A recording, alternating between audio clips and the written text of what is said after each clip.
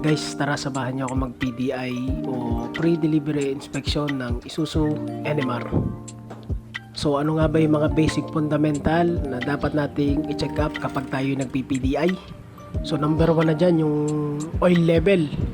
Dapat nasa level yung ating oil. Next is yung ating oil filler. Dapat mahigpit yan at hindi maluwag. Next yung tighten ng ating radiator cap.